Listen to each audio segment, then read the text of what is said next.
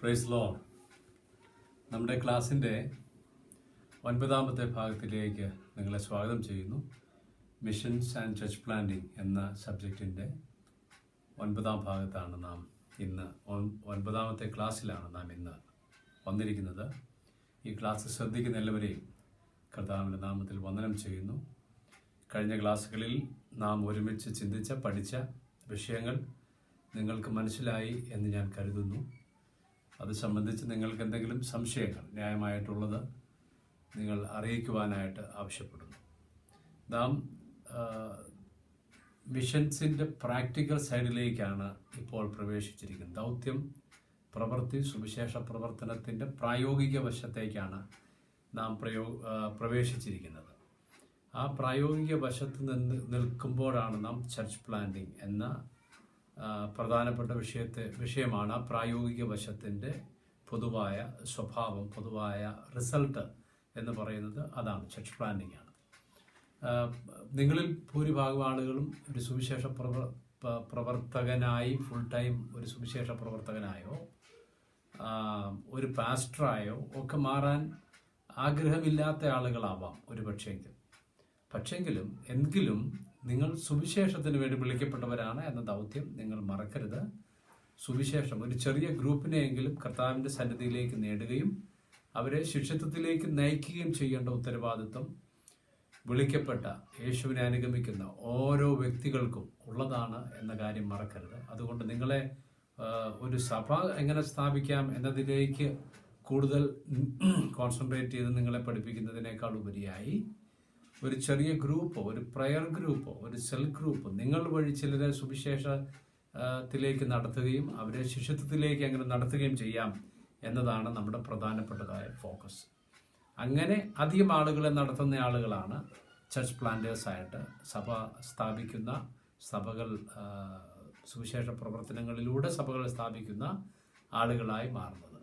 അതുകൊണ്ട് ചർച്ച് പ്ലാന്റേഴ്സിന് മാത്രമേ, സഭാസ്ഥാപനത്തിൽ അങ്ങനെ പുറപ്പെടുന്ന ആളുകൾക്ക് മാത്രം സുവിശേഷം വേല ചെയ്താൽ മതി എന്ന തെറ്റിദ്ധാരണ നമ്മുടെ ഇടയിലുള്ളത് മാറ്റിയെടുക്കാൻ ഈ ക്ലാസ് കൊണ്ട് സഹായിക്കണം. നിങ്ങൾ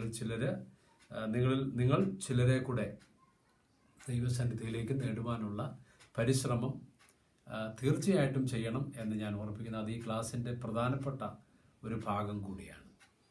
കഴിഞ്ഞ ക്ലാസ്സിൽ നാം ഒരു നിലത്തെ നാം സുവിശേഷ പ്രവർത്തനത്തിൽ കൂടെ നേടണം എന്നാഗ്രഹിക്കുന്ന, അല്ലെ രക്ഷിക്കപ്പെടണം എന്ന് നമ്മൾ കരുതുന്ന ആളുകൾക്ക് വേണ്ടി പ്രാർത്ഥിക്കേണ്ടതും ഉത്തരവാദിത്വവും, പ്രാർത്ഥിക്കുന്നതിന് മുൻപായി ആ ആളുകളുടെ നിലവാരം എങ്ങനെ മനസ്സിലാക്കാം, നിലങ്ങളെ അറിയുക എന്ന ടോപ്പിക്കിൽ കൂടെ നമ്മൾ ആ കാര്യങ്ങൾ കൂടെ ചർച്ച ചെയ്തിരുന്നു. അതിനുശേഷം കർത്താവായ യേശുക്രിസ്തു പഠിപ്പിച്ച പ്രാർത്ഥനയിൽ, യേശുക്രിസ്തുവിൻ പഠിപ്പിച്ച പ്രാർത്ഥനയിൽ ആ പ്രാർത്ഥനയുടെ മൂല്യതത്വം എന്താണ്, മിഷണൽ കൺസെപ്റ്റിലാണ് യേശുക്രിസ്തു ദൗത്യശാസ്ത്ര സിദ്ധാന്തത്തിൻ്റെ അടിസ്ഥാനത്തിലാണ് ആ പ്രാർത്ഥന ശിഷ്യന്മാരെ, തന്നെ അനുഗമിക്കുന്ന ആളുകളെ പഠിപ്പിച്ചത് എന്നും നാം മനസ്സിലാക്കി. അതിൻ്റെ അർത്ഥം പ്രാർത്ഥനയുടെ പ്രധാന പങ്കും ശതമാനം വെച്ച് നോക്കിയാലും പ്രധാന പങ്കും സുവിശേഷത്തെക്കുറിച്ചും ദൈവരാജ്യത്തെക്കുറിച്ചും ദൈവ പ്രവർത്തികളെക്കുറിച്ചുമുള്ള നമ്മുടെ ദൈവത്തിൻ്റെ ആഗ്രഹങ്ങളോട് യോജിക്കുന്ന ആഗ്രഹങ്ങൾ നമ്മുടെ പ്രാർത്ഥനയിൽ ഉണ്ടാകുകയും അത് പ്രവർത്തനങ്ങളായി മാറുകയും ചെയ്യണം എന്ന് കർത്താവ് ആഗ്രഹിക്കുന്നു.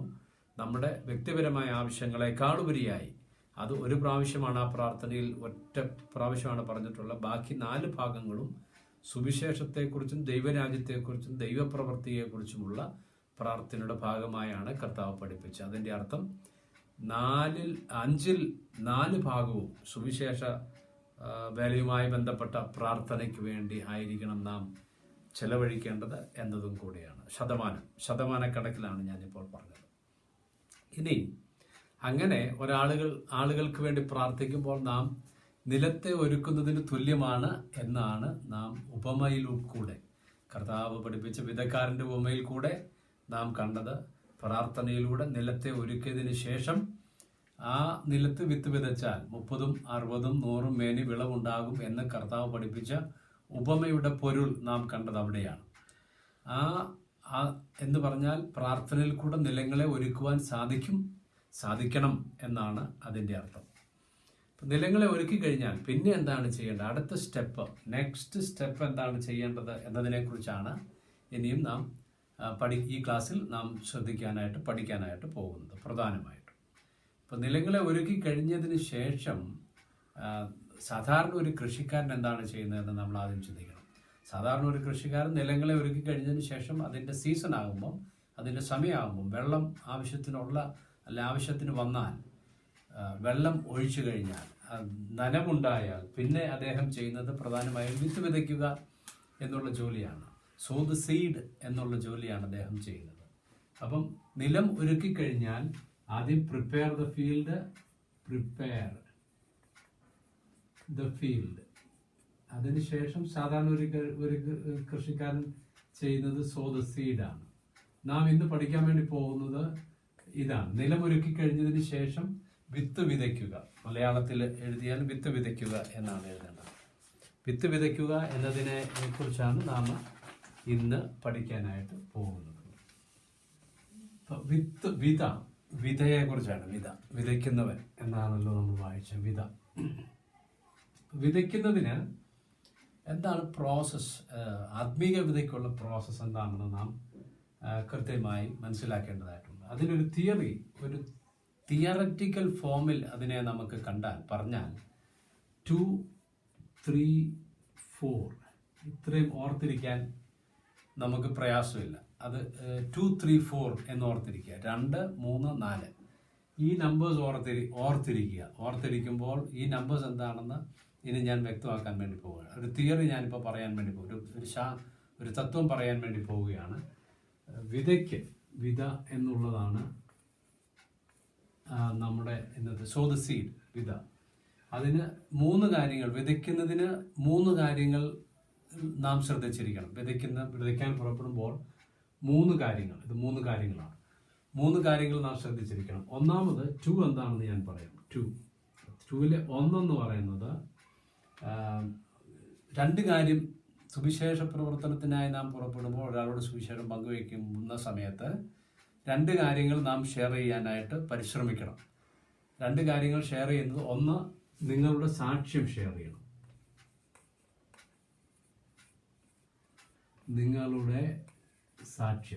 നിങ്ങളുടെ സാക്ഷ്യം എന്ന് പറയുന്നത് സഭായോഗത്തിന് പറയുന്ന പോലെയുള്ള സാക്ഷ്യമല്ല.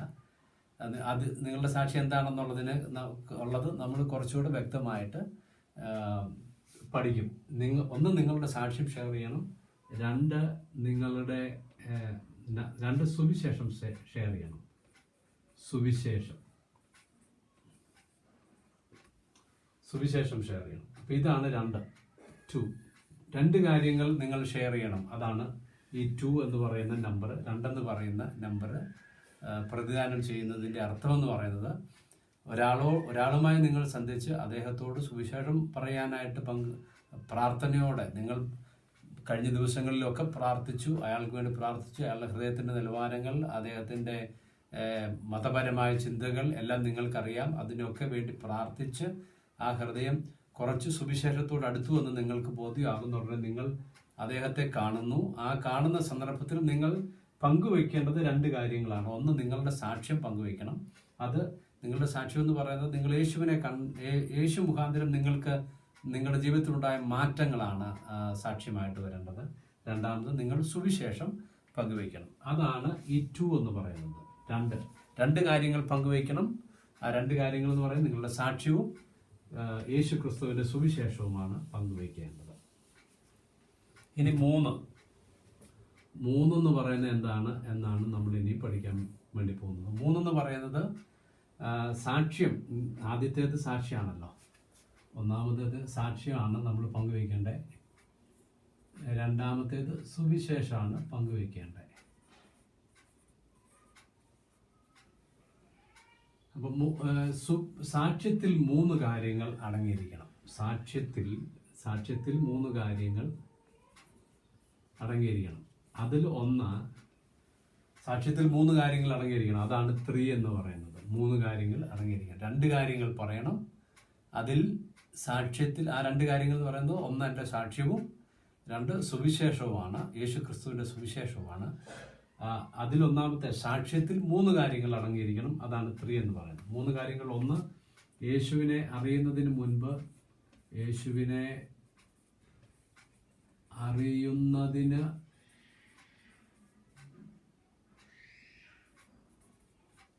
മുൻപുള്ള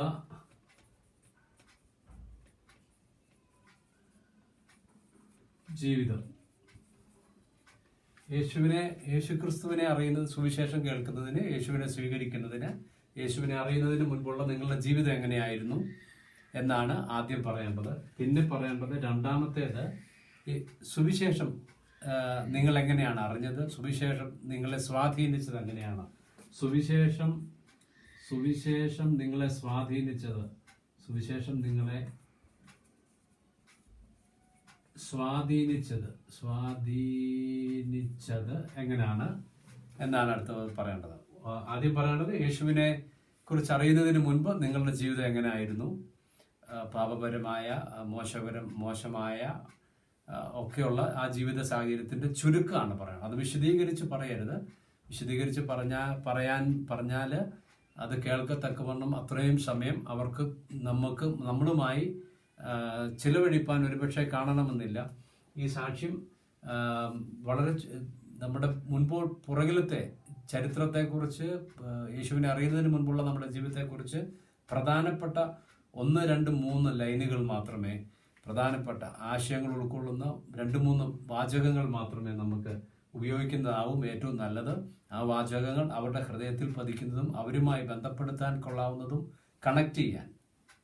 അവരുമായി കണക്ട് ചെയ്യാൻ കൊള്ളാവുന്നതും. കാരണം നാം ആളുകൾക്ക് വേണ്ടി പ്രാർത്ഥിച്ചിട്ടുണ്ട്. അതുകൊണ്ട് തന്നെ ആ ആളുകളുടെ സ്വഭാവം നമുക്കറിയാം. അത്തരം സ്വഭാവങ്ങൾ ചിലത് നമ്മുടെ മേലും ഒരു പക്ഷെങ്കിൽ പണ്ടുണ്ടായിരുന്നിരിക്കണം.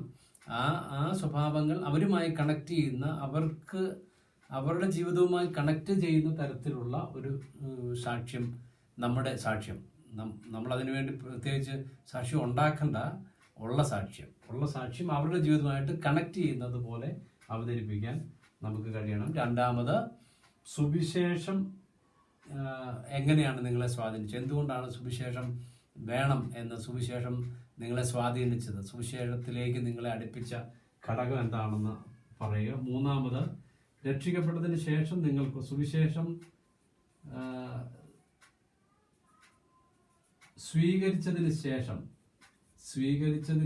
ശേഷം നിങ്ങളുടെ ജീവിതത്തിൽ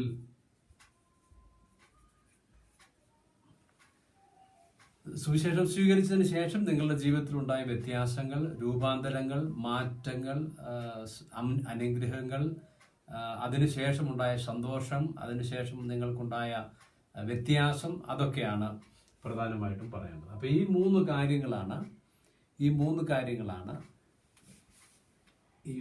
3 എന്ന് പറയുന്ന ഭാഗത്ത് ഉൾക്കൊള്ളുന്നത്. ഒന്നുകൂടെ ഞാൻ ആവർത്തിച്ച് പറയാം.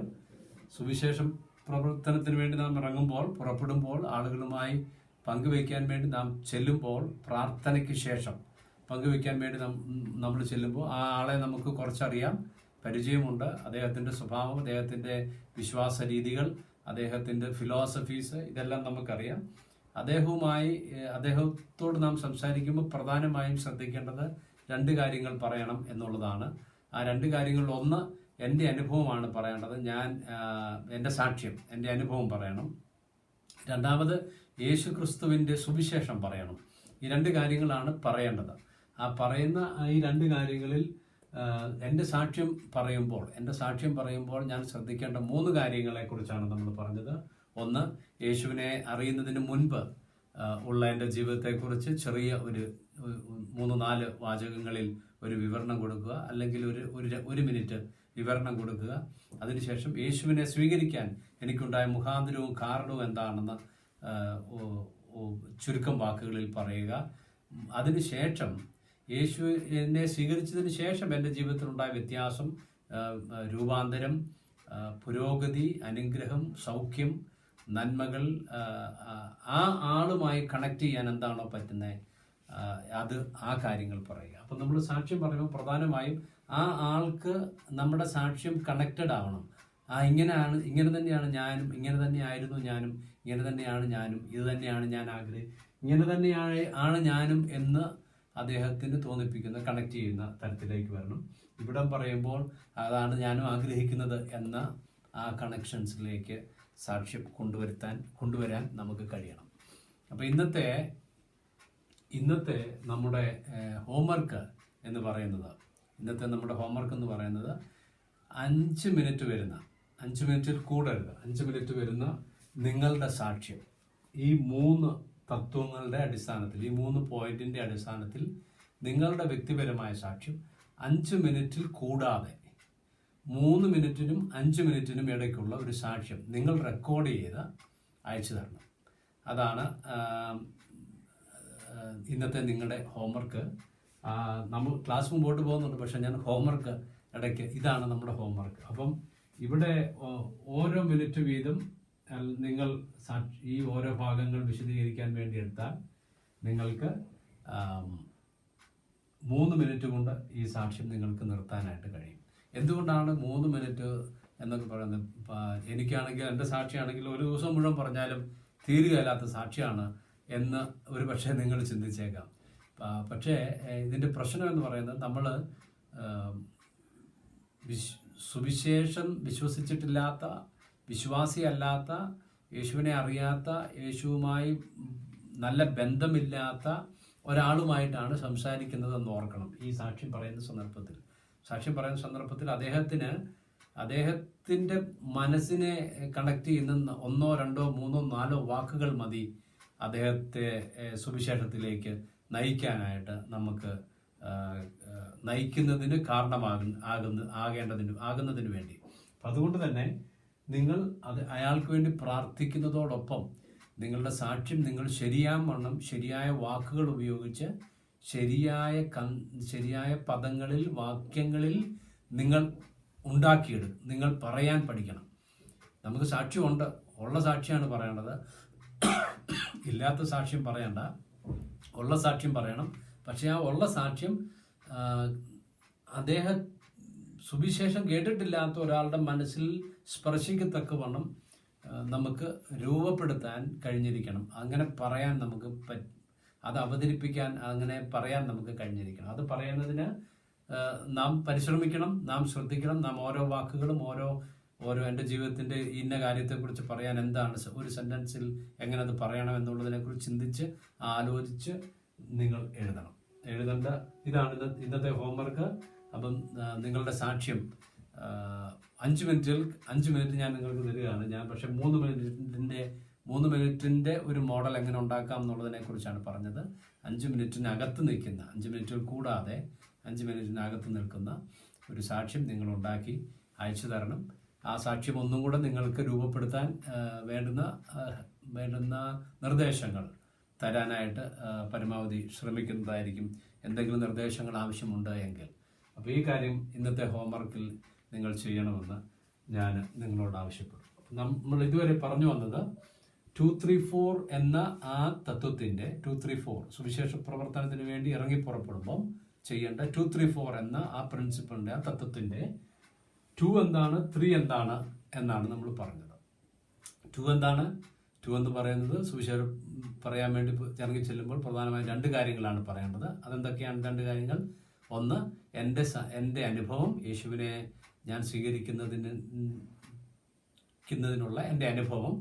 രണ്ടാമത്, യേശു ക്രിസ്തുവിനെ കുറിച്ചുള്ള സുവിശേഷം. പിന്നെ 3 എന്താണ്? 3 എൻ്റെ അനുഭവം പറയുമ്പോൾ ഞാൻ 3 കാര്യങ്ങൾ ശ്രദ്ധിക്കണം.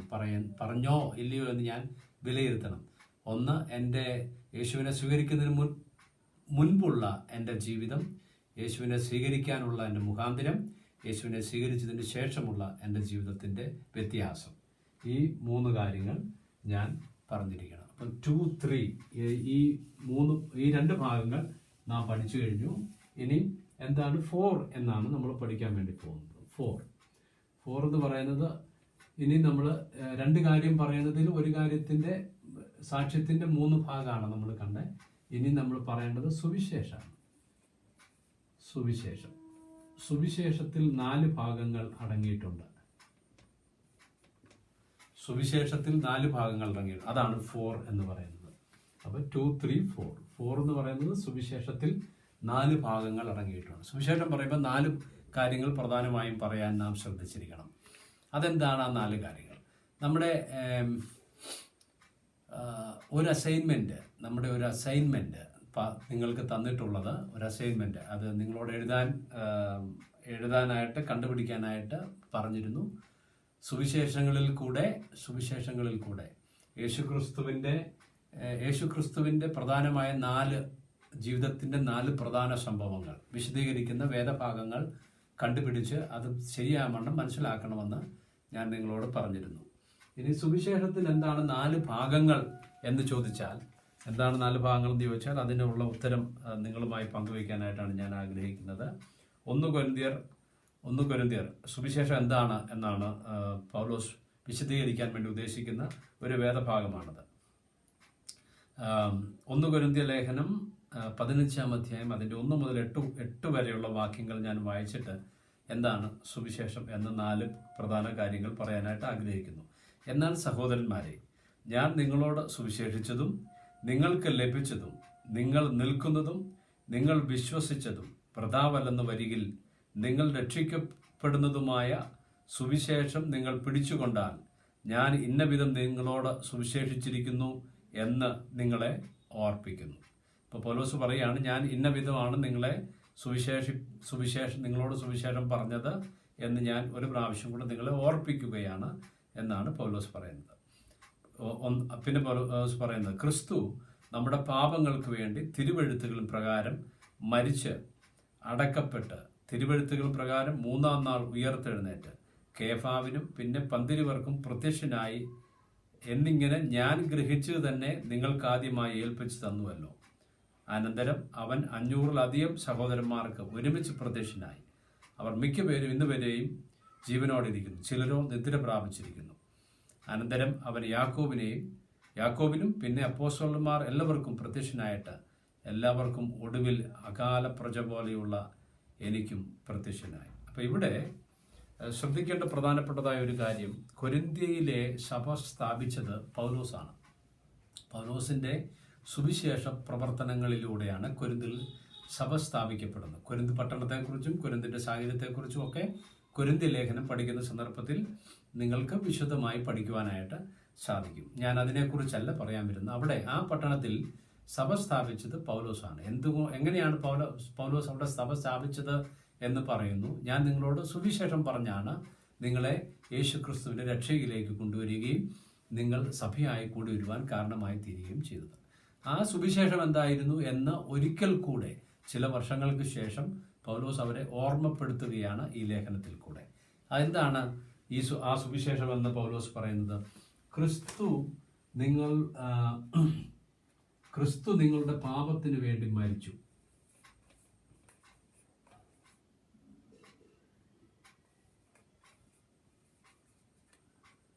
ക്രിസ്തു നിങ്ങളുടെ പാപത്തിന് വേണ്ടി മരിച്ചു.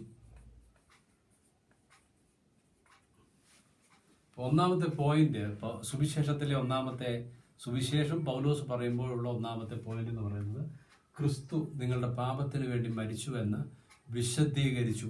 അവർക്ക് വിശദീകരിച്ചു കൊടുത്തു. 2, അവൻ മരിച്ച്, ക്രിസ്തു നിങ്ങളുടെ പാപത്തിന് വേണ്ടി മരിച്ച് അടക്കപ്പെട്ടു.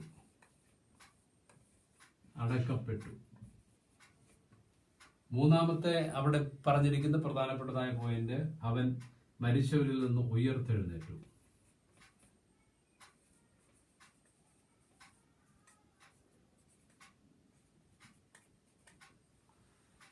4-ാമത്തെ പ്രധാനപ്പെട്ടതായി അവിടെ പറഞ്ഞിട്ടുള്ള പോയിന്റ്, അവൻ ഉയർത്തെഴുന്നേറ്റ് അനേകർക്ക് പ്രത്യക്ഷനായി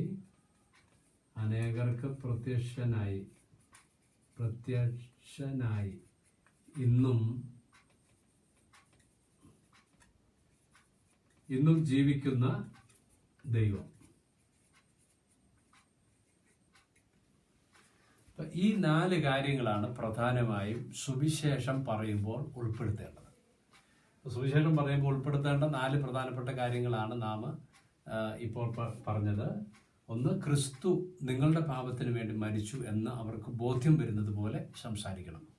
ക്രിസ്തുവിൻ്റെ മരണത്തെക്കുറിച്ച്, എന്തുകൊണ്ട് ക്രിസ്തു മരിച്ചു, എങ്ങനെ ക്രിസ്തു മരിച്ചു, എന്തിനു മരിച്ചു ഈ വിവരങ്ങളെല്ലാം അവിടെ അതിനകത്ത് ഉൾപ്പെടും. രണ്ടാമത് അവൻ അടക്കപ്പെട്ടു എന്നുള്ളത് എന്തിനാ പറയേണ്ടത്? മരിച്ച ഒരാൾ അടക്കും തീർച്ചയായിട്ടും. പക്ഷെ അടക്കപ്പെട്ടു എന്നുള്ളത് പറയേണ്ടതിൻ്റെ പ്രധാനപ്പെട്ടതായ കാരണം അന്നും ഇന്നും പലരും വിശ്വസിക്കുന്നത് യേശു മരിച്ചിട്ടില്ല, യേശു അപ്രത്യക്ഷനായി, ക്രൂശിലേക്ക് പോയ സമയത്ത് യേശു അപ്രത്യക്ഷനായി എന്നൊക്കെ വിശ്വസിക്കുന്ന ആളുകൾ അന്നുമുണ്ട് ഇന്നുമുണ്ട്. അതുകൊണ്ട് തന്നെ യേശുക്രിസ്തു മരിച്ചു എന്നതിന് തെളിവായി അവനെ അടക്കിയതിൻ്റെ ചരിത്രം കൂടെ ചെറുതായി നാം സുവിശേഷത്തിൽ ഉൾപ്പെടുത്തണം. ഉയർത്തെഴുന്നേറ്റു എന്നതാണ് സത്യത്തിൽ യേശുവിനെ സംബന്ധിച്ച് താൻ ദൈവം എന്ന് തെളിയിക്കുന്ന പ്രധാനപ്പെട്ടതായ ഘടകം.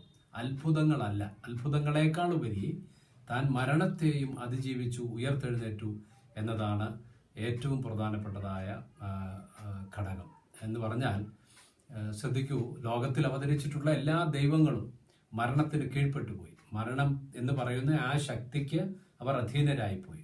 ആ ശക്തിക്ക് മുകളിൽ കയറുവാൻ, ആ ശക്തിക്ക് മുകളിലെത്താൻ ആർക്കും കഴിഞ്ഞിട്ടില്ല. ലോകത്തിൽ ജനിച്ച അവതാരങ്ങൾക്ക് ആർക്കും കഴിഞ്ഞിട്ടില്ല. പക്ഷെ യേശുവിന് മാത്രമാണ് മരണത്തെയും വിജയിച്ച്, ഹേ മരണമേ നിന്റെ ജയമെവിടെ, വിഷമുള്ളവിടെ എന്ന പ്രഖ്യാപനത്തോടുകൂടെ മരണത്തെ നിന്ന് ഉയർത്തെഴുന്നേറ്റത് യേശു മാത്രമാണ്. അതിൻ്റെ അർത്ഥം സകല ലോകത്തിലും സകല അധികാരവും തൻ്റെ മേലുണ്ട്. ആ എല്ലാത്തിൻ്റെയും മുകളിലുള്ള അധികാരം, മരണത്തിൻ്റെയും മുകളിലുള്ള അധികാരം ദൈവത്തിൻ്റെ പക്കലാണ് എന്ന് നമ്മെ പഠിപ്പിക്കുകയായിരുന്നു. ആ ദൈവമാണ് യേശു എന്ന് നമ്മെ പഠിപ്പിക്കുകയായിരുന്നു. ബാക്കി ദൈവങ്ങൾക്ക് സകലത്തിൻ്റെയും മുകളിൽ അധികാരമില്ല എന്ന് ഞാൻ പറഞ്ഞാൽ, മരണത്തിൻ്റെ മുകളിൽ ഒരു ദൈവങ്ങൾക്കും അധികാരമില്ല. അതാണ് ദേവന്മാരെക്കാളും മുകളിൽ ശക്തിയായി നിൽക്കുന്നത് മരണമാണ്. ആ മരണത്തിൻ്റെയും മുകളിൽ അധികാരം ഉണ്ട് എന്ന് പ്രഖ്യാപിച്ചാണ് യേശു ഉയർത്തെഴുന്നേറ്റത്. അപ്പോസ്തല പ്രവർത്തികളുടെ ഭാഷയിൽ പറഞ്ഞാൽ മരണത്തിന് അവനെ പിടിച്ചു വയ്ക്കുന്നത് അസാധ്യമായിരുന്നു എന്നാണ് അപ്പോസ്തല പ്രവർത്തികളുടെ വാക്കുകളിലെ വിശദീകരണം. മരണം അല്പസമയം അവനെ പിടിച്ചു വയ്ക്കാൻ വേണ്ടി ശ്രമിച്ചു, പക്ഷെ പിടിച്ചു വയ്ക്കുന്നത് അസാധ്യമായിരുന്നു. അപ്പോൾ യേശു ക്രിസ്തുവിൻ്റെ ഉയർപ്പിൻ്റെ പ്രാധാന്യത വളരെ വ്യക്തമായി സുവിശേഷത്തിൽ പറഞ്ഞിരിക്കണം. നാലാമത്തെ കാര്യം, അവൻ ഉയർത്തെഴുന്നേറ്റു എന്നത് ഒരു കിംവദന്തിയായി ശിഷ്യന്മാർ പരത്തിയതാണ് എന്ന് വരുത്താൻ റോമൻ ഗവൺമെൻറ്റും പട്ടാളക്കാരും ഒരു പരിശ്രമം നടത്തിയത് നാം സുവിശേഷത്തിൽ വായിക്കുന്നുണ്ട്. ഇന്നും അങ്ങനെ ആളുകൾ പരിശ്രമം നടത്തുന്നുണ്ട്. അതുകൊണ്ട് തന്നെ അവൻ ഉയർത്തെഴുന്നേറ്റ് അനേകർക്ക് പ്രത്യക്ഷനായി 40 ദിവസത്തോളം ആളുകളുടെ ഇടയിൽ സഞ്ചരിക്കുകയും വീണ്ടും പ്രവർത്തിക്കുകയും താൻ ക്രൂശിക്കപ്പെട്ട് അടക്കപ്പെട്ട് ഉയർത്തെഴുന്നേറ്റ കർത്താവാണെന്ന തൻ്റെ കൈകൾ കൊണ്ട്, പ്രവൃത്തികൾ കൊണ്ട്, വിലാപ്പുറം കൊണ്ട് ഒക്കെ കാണിച്ചു കൊടുക്കുകയും അവരോടൊപ്പം നടക്കുകയും ചെയ്തു. അനേകർക്ക് പ്രത്യക്ഷനായി ഇന്നും അവൻ ജീവിക്കുന്ന ദൈവമാണ്. കാരണം മരണത്തിന് അവനെ പിടിച്ചു വയ്ക്കുന്നത് അസാധ്യമായിരുന്നു. മരണത്തിൻ്റെ എല്ലാ പാശങ്ങളെയും പൊട്ടിച്ച് കർത്താവ് എന്നും ജീവിക്കുന്ന ദൈവം. ഈ 4 ഭാഗങ്ങൾ സുവിശേഷങ്ങളിൽ ഞാൻ നിങ്ങൾക്ക് തന്ന അസൈൻമെൻറ്റിൻ്റെ ഏറ്റവും പ്രധാനപ്പെട്ടത് യേശുക്രിസ്തുവിൻ്റെ ജനനം, യേശുക്രിസ്തുവിൻ്റെ ക്രൂശ് മരണം, ഉയർപ്പ്, യേശുക്രിസ്തുവിൻ്റെ ഉയർത്തെഴുന്നേൽപ്പിന് ശേഷമുള്ള കാര്യങ്ങൾ. ഇത്രയും കാര്യങ്ങൾ നിങ്ങൾ 4 സുവിശേഷങ്ങളിൽ നിന്നും കണ്ടുപിടിക്കണമെന്ന് ഞാൻ നിങ്ങൾക്ക് അസൈൻമെൻറ്റ് പറഞ്ഞിരുന്നു. നിങ്ങൾ ചിലർക്കായി 2 സുവിശേഷങ്ങളിൽ നിന്ന് ആ വാക്യങ്ങൾ കണ്ടുപിടിച്ച് വായിക്കാൻ, ധ്യാനിക്കാൻ ഒക്കെ ഞാൻ നിങ്ങളോട് ആവശ്യപ്പെട്ടിരുന്നു. ഇന്ന് ഒരു പ്രാവശ്യം കൂടെ ഞാൻ നിങ്ങളോട് ആവശ്യപ്പെടുന്ന ആ അസൈൻമെൻറ്റ് വളരെ ഗൗരവത്തോടെ കാര്യമായി നിങ്ങൾ വായിച്ചിരിക്കണം. ഓരോ സുവിശേഷം നിങ്ങൾക്ക് തന്നിട്ടുള്ള, നിങ്ങളോട് ചെയ്യാൻ പറഞ്ഞു തന്ന ആ സുവിശേഷങ്ങളിൽ യേശുക്രിസ്തുവിൻ്റെ ജനനത്തെക്കുറിച്ച്, യേശുക്രിസ്തുവിൻ്റെ മരണത്തെക്കുറിച്ച് വിശദീകരിക്കുന്ന വേദഭാഗങ്ങൾ വായിക്കുകയും ധ്യാനിക്കുകയും ചെയ്യണം. യേശുവിൻ്റെ അടക്കത്തെക്കുറിച്ച് പറഞ്ഞിട്ടുള്ള വേദഭാഗങ്ങൾ വായിക്കുകയും പഠിക്കുകയും ധ്യാനിക്കുകയും ചെയ്യണം. ഉയർത്തെഴുന്നേൽപ്പിനെക്കുറിച്ച്, യേശുക്രിസ്തുവിൻ്റെ ഉയർത്തെഴുന്നേൽപ്പിനെക്കുറിച്ച് പറഞ്ഞിട്ടുള്ള വേദഭാഗങ്ങൾ വായിക്കുകയും പഠിക്കുകയും ധ്യാനിക്കുകയും ചെയ്യണം. അവൻ ആളുകൾക്ക് ഉയർത്തെഴുന്നേറ്റതിനു ശേഷം യേശുക്രിസ്തു ആളുകൾക്ക് പ്രത്യക്ഷനായ ആ സംഭവം വിശദീകരിക്കുന്ന വേദഭാഗങ്ങൾ ഗൗരവത്തോടെ പഠിക്കുകയും വായിക്കുകയും പഠിക്കുകയും ധ്യാനിക്കുകയും ചെയ്യണം എന്ന് ഞാൻ ഓർപ്പിക്കുന്നു. അത്രയും കാര്യങ്ങൾ നിങ്ങൾ ചെയ്താൽ നിങ്ങൾക്ക് സുവിശേഷം എന്താണെന്നും സുവിശേഷം എങ്ങനെ പറയണമെന്നും ഉള്ള ഒരറിവ് നിങ്ങൾക്ക് ലഭിക്കും. സുവിശേഷം എങ്ങനെയാണ് പറയേണ്ടതെന്ന് എനിക്കറിയത്തില്ല എന്നുള്ളത് നമ്മുടെ വിശ്വാസ സമൂഹത്തിലെ ഒരു 90% ആളുകളുടെയും ഒരു പ്രശ്നമാണ്. അവർക്ക് എങ്ങനെയാണ് സുവിശേഷം പറയേണ്ടത് എന്നറിയത്തില്ല എന്നുള്ളത്. അതുകൊണ്ട് ഈ 4 കാര്യങ്ങൾ പ്രധാനമായും, ഒരു കാര്യം കൂടെ കൂട്ടിച്ചേർത്താൽ യേശുക്രിസ്തുവിന്റെ ജനനത്തെക്കുറിച്ചും വിശദീകരിക്കുന്ന ഈ 4 കാര്യങ്ങൾ പ്രധാനമായും നിങ്ങൾ വായിച്ച് മനസ്സിലാക്കി പഠിച്ച് ധ്യാനിച്ച് സുവിശേഷം പറയാൻ പ്രാപ്തരായി മാറണം എന്ന് ഞാൻ നിങ്ങളോട് ആവശ്യപ്പെടുന്നു, നിങ്ങളോട് അഭ്യർത്ഥിക്കുന്നു. അതിന് ദൈവം നിങ്ങളെ സഹായിക്കട്ടെ. ഈ സുവിശേഷ വചനങ്ങളാണ് രക്ഷയ്ക്ക്, ഒരാത്മാവിന്റെ രക്ഷയ്ക്ക് കാരണമാകുന്നത്. ഈ സുവിശേഷമാണ് പാപബോധം ഉണ്ടാക്കുന്നത്. ഈ സുവിശേഷമാണ് രക്ഷയ്ക്ക് ശക്തിയായി പ്രവർത്തിക്കുന്നത്.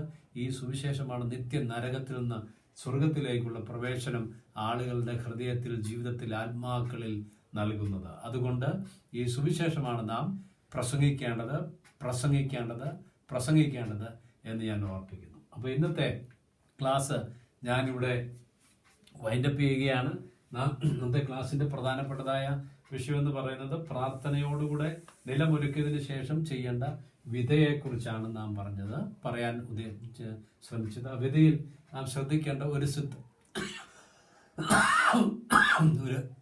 സിദ്ധാന്തം നമ്മൾ പറഞ്ഞു. 2, 3, 4. 2 എന്താണ്? 2 കാര്യങ്ങൾ പറയണം. അത് 1 എൻ്റെ സാക്ഷ്യവും, 2 യേശുക്രിസ്തുവിന്റെ സുവിശേഷവും. 3 എന്താണ്? എൻ്റെ സാക്ഷ്യം പറയുമ്പോൾ 3 കാര്യങ്ങൾ ഞാൻ ശ്രദ്ധിക്കണം. ആ 3 കാര്യങ്ങൾ എന്താണെന്ന് നിങ്ങൾക്ക് മനസ്സിലായി എന്ന് ഞാൻ കരുതുന്നു. 4 എന്താണ്? ഞാൻ സുവിശേഷം പറയുമ്പോൾ 4 കാര്യങ്ങൾ ഞാൻ ശ്രദ്ധിക്കണം. ആ 4 കാര്യങ്ങൾ എന്താണ് എന്ന് നിങ്ങൾക്ക് മനസ്സിലായി എന്ന് ഞാൻ കരുതുന്നു. അപ്പോൾ എന്താണ് 2, 3, 4 എന്ന് ചോദിച്ചാൽ നിങ്ങൾക്ക് പറയാൻ ഉത്തരമുണ്ടായിരിക്കണം, പറയാൻ അറിഞ്ഞിരിക്കണം. ഇത് പഠിക്കണം. സുവിശേഷം അനേകരോട് പറയാൻ നിങ്ങൾക്ക് പ്രയോജനകരമാകും. കർത്താവ് നിങ്ങളെ അനുഗ്രഹിക്കട്ടെ. ഈ ആഴ്ചയിൽ ദൈവത്തിന്റെ കൃപ നിങ്ങളോട് കൂടിയിരിക്കട്ടെ. സുവിശേഷം പറയാൻ ചില ആളുകളെ ദൈവം നിങ്ങൾക്ക് നൽകട്ടെ എന്ന് ഞാൻ പ്രാർത്ഥിക്കുന്നു. ദൈവം നമ്മെ അനുഗ്രഹിക്കും.